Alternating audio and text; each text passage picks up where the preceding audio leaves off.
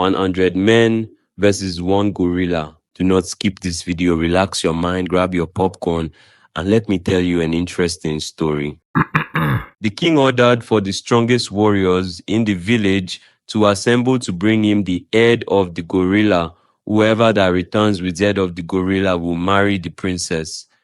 In the kingdom of Oba Akoro in Africa, beyond rivers that spoke and trees that remembered named, stood the powerful kingdom of Oba Akoro, a land built on honor, fear, and ancient bloodlines. King Zubari ruled with a sharp mind and a sharper sword. His people feared him, loved him, and believed that his bloodline was chosen by the gods. He had one son, Prince Idowu, brave, fair, and beloved. The kingdom waited for the day he would take the throne, but deep in the forest of Odanma, a creature stirred. A monstrous gorilla, black as night, stronger than 10 men, and possessed by something darker. They called it Ozodinba, the forest's curse. It had attacked traders and farmers, and most recently, taken the life of a young prince. Or so the people were told.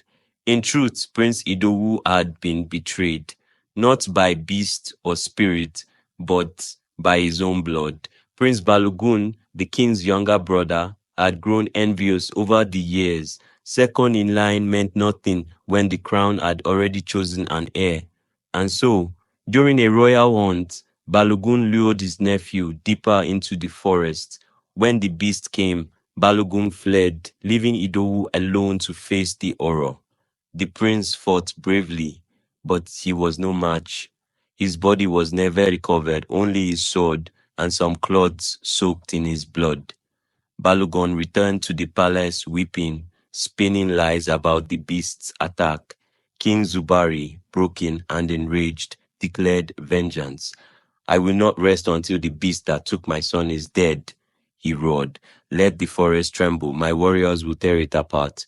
He summoned the strongest men from across the land, 100 warriors of unmatched skill. The reward?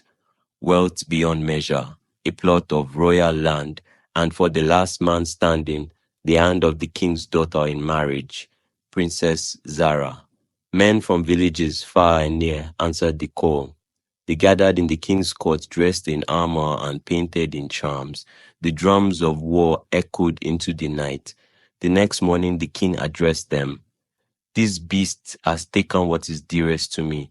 You will go into the forest of Odanma. Do not return until you carry the head of Ozodinba.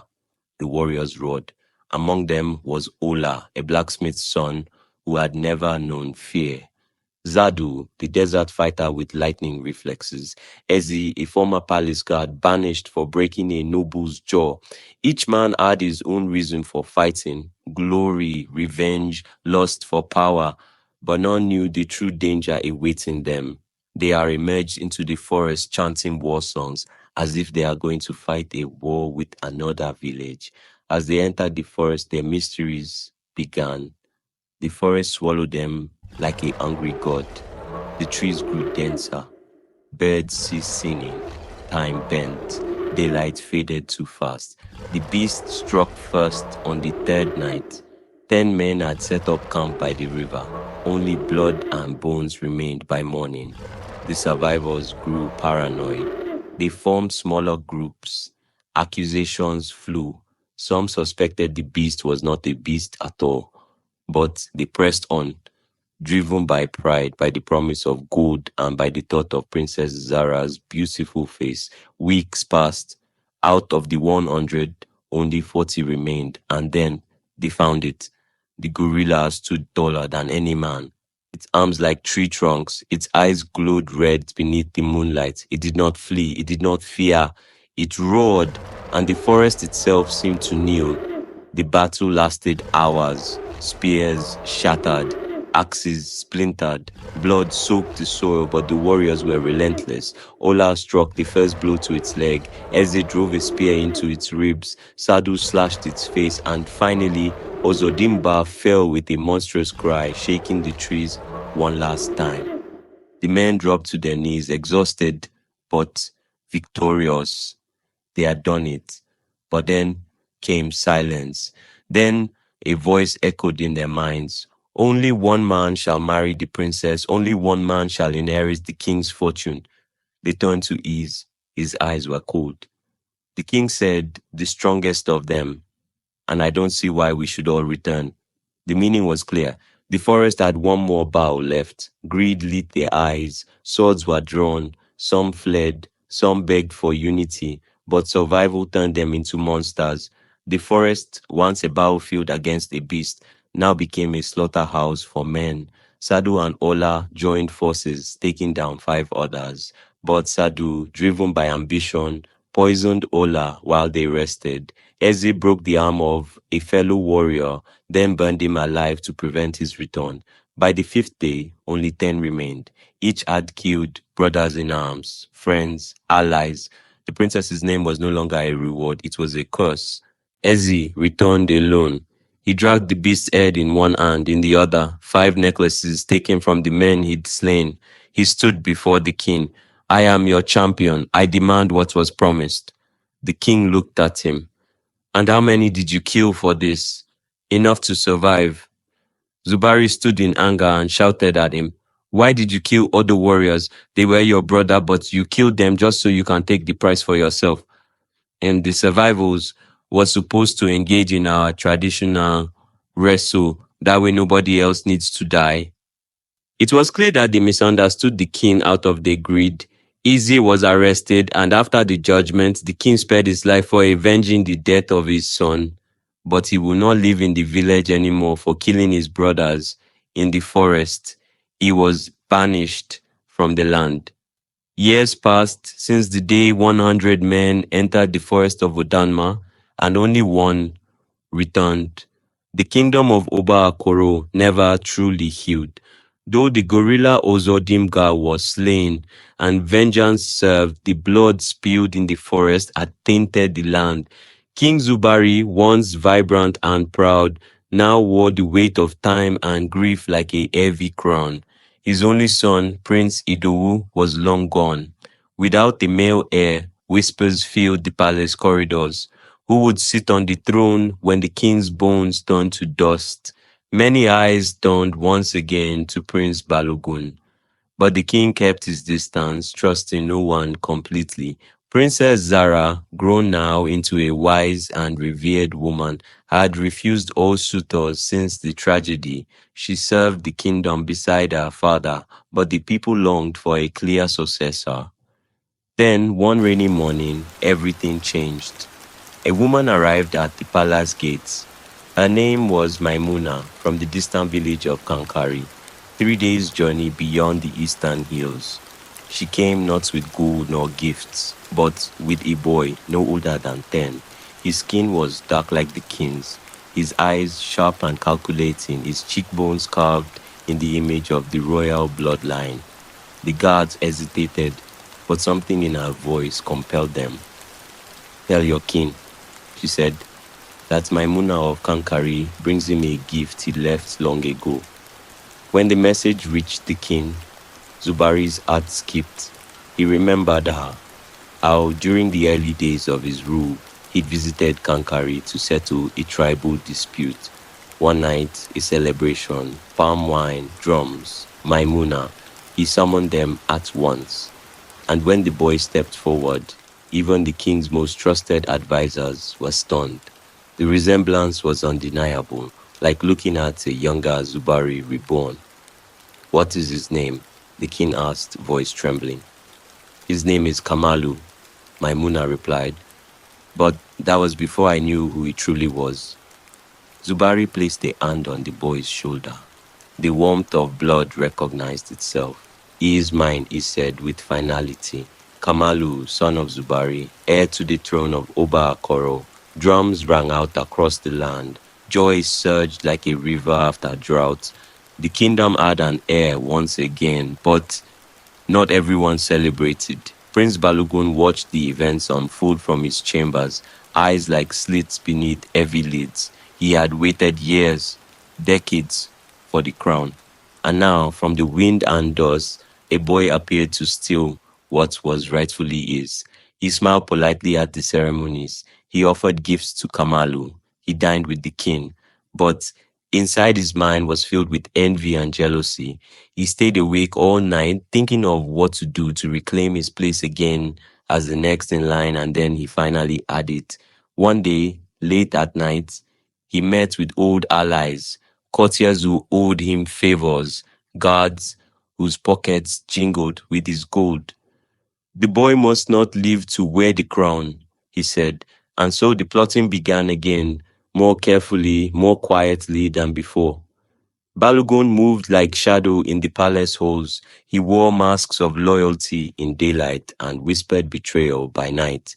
He summoned a silent council, a small ring of trusted conspirators, men and women who had benefited from his influence during the king's quieter years. Together, they devised a plan that would ensure Kamalu never wore the crown. Not with blood this time, but with poison, slow, secretive, and final. They bribed the kitchen staff, slipped the powder into the drink meant for the boy. All was in motion. No one knew their plan. It was so perfect that no one suspected or saw the danger coming. The conspirators kept it a top secret because they will benefit when the evil plan is executed. During the festival of ancestral rain, which is always celebrated after the first rain of the year, the whole village believed the rain came so early as a sign of blessing for the new prince, whom would later become king. The palace was alive with color and song. Kamalu, dressed in royal garments, danced beside Princess Zara and the king, honored as the future ruler. But in the shadows, a hand poured powder into the prince's cup, a rare herb from the north, slow and untraceable. Kamalu drank, then collapsed. Panic spread. The boy convulsed. He foamed at the mouth. Zara screamed. Zubari sent his fastest guard to run as fast as the kite and fetch the spiritual healer of the village. When the healer arrived, he performed several rituals to beg the gods of the land to pardon the life of the prince.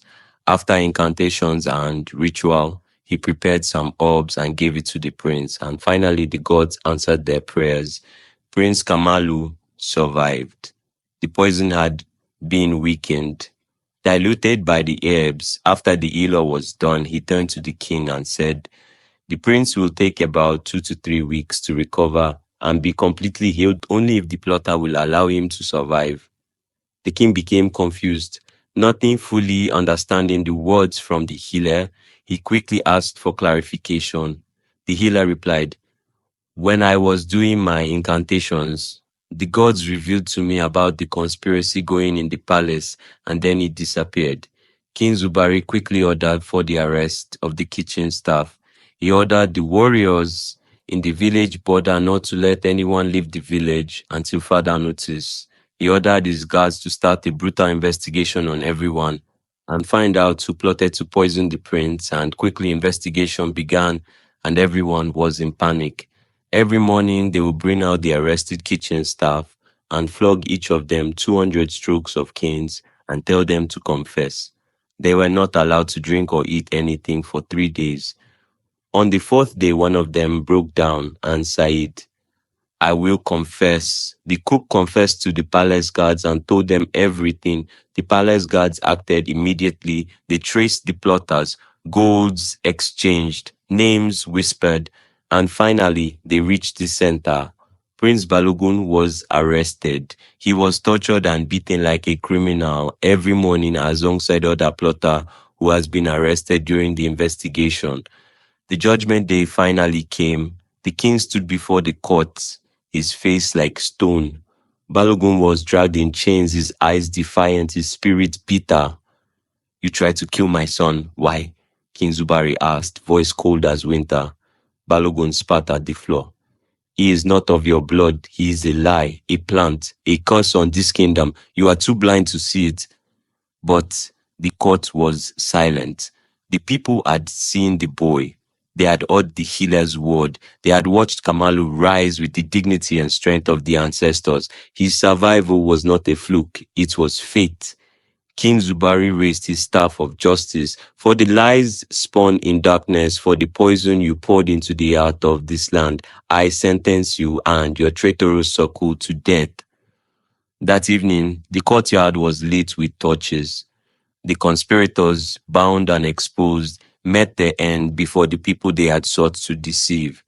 But the king did not rejoice. His eyes, wet with unspoken grief, stared at the flames long after the bodies turned to ash. The drums that played were not of celebration, but of mourning.